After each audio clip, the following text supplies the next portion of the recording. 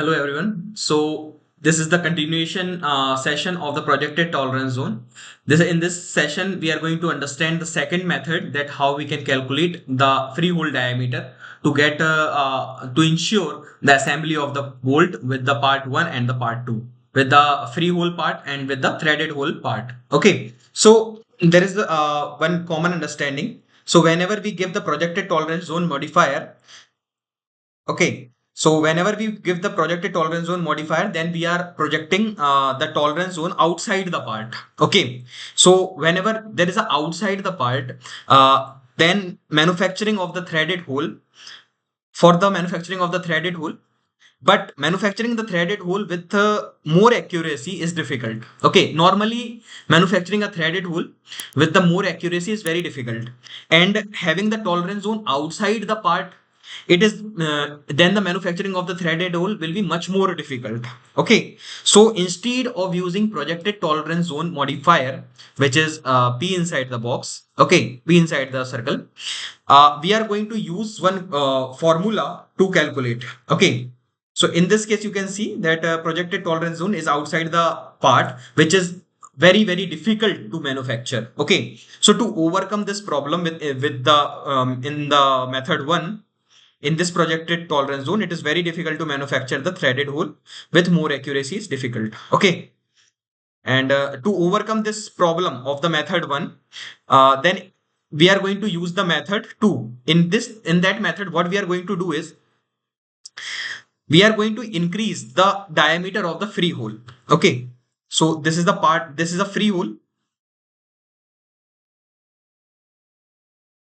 and this is the threaded hole.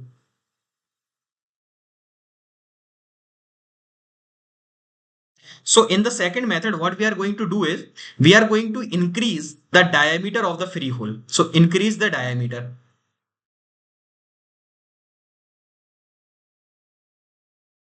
Okay, so what does this mean, increasing the diameter of the hole, and how much we can increase the diameter for the hole? So for this, there is a one formula. Okay, so instead of using here, you can see that instead of using the projected tolerance zone, increasing the diameter of the free hole would have be more easier and cost effective. Okay, so it is easy also, and we are ensuring the we are reducing the cost of it also, so it is cost effective also.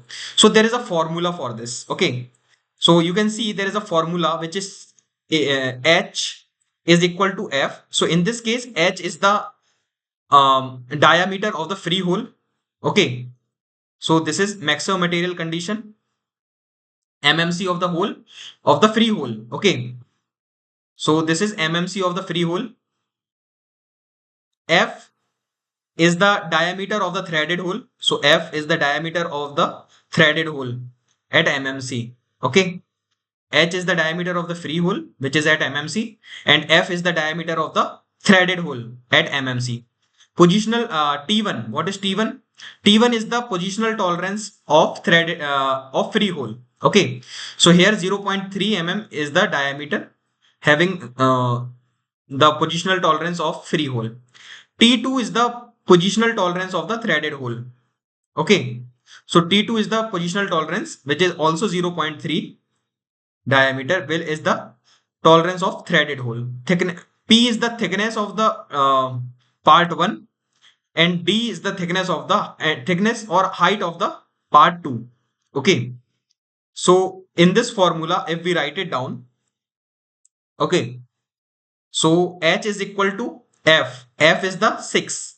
Over 6 is at maximum material, because M6 is the bolt we are using. So 6 is the maximum dia, mmc. Okay, T1, T1 is 0.3. T2 is also 0.3. 1 plus 2 into P, 20 upon 15. Okay, so this is the case over here. So what we are going to get is 40. Okay, so in this case, 5 into 4, 5 into 3. So 2 into 4, 8 plus 1, 9. 2 4 is 8. Sorry. So 1 plus 8 by 3. Okay. So if we calculate this, so 3, if we calculate this as 1, so 3 will be there. 3 is 3 plus 8. So it will be 11 by 3. Okay. So 3 3 is a 9. 0. So it will be something like 3.92. So 3 5 is 15, 3 6 is 18, 3.61. Okay. So 3.6 something it will come. Okay. So with this, we are just adding like this here, over here. So 6 plus 0.3 into 0.3, sorry, plus 0.3 into 3.6. Okay. Let's say for just fast calculation, we are using 3 over here. Okay. So what we can do is, okay, so with the formula, what we will do is we will make F H is equal to F is the diameter of the threaded hole, which is 6 in this case. T1 is the tolerance for the free hole, geometric tolerance value for the free hole. T2 is the geometric tolerance value of the threaded hole, which is 0.3 as well. Then 1 plus 2, P is equal to the 20 upon 15.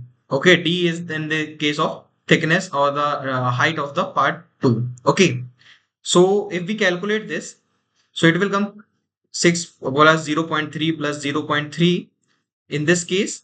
Okay, so 5 4 3 2 8, 8 plus 3 11, so 11 upon 3. Okay, so 6 plus 0.3 plus 0.3, and this will come 3.6. Okay, 3 3 is a 9, 2 6 3 is a 18, so almost 3.6 it will come. Okay, if we multiply with this, so 6 plus 0.3 plus 0.3 multiply by this, it will come approx 1.1. Okay, if we add up all these things, so it will come 74.4 dia. Okay, so the H value which is coming over here is 7.4 dia. Okay, so the maximum dia of this free hole can have is 7.4 Okay, so 7.4 will be the diameter of the free hole. So that the minimum diameter of the free hole will be 7.4 and plus if we say so plus 0.1 and 0. Okay, so this can be the tolerance over here, can be the tolerance, and so without giving the projected tolerance zone itself, we can ensure that the fastener will definitely get assembled with this both the part. Okay, so the part is assembled, the fastener properly. Okay, so we can ensure this. If the part is manufactured, if the free hole is manufactured at 7.4 of diameter as a free hole diameter. Okay, so this is how we calculate with the help of formula. Okay, so this proper hole we can calculate. Okay, so this is all about the second method, and this is the cost effective method also for the calculation. Okay, if we increase the diameter of the free hole to get the fastener easily assembled. So this is all about the second method. Okay, so thank you, thanks a lot.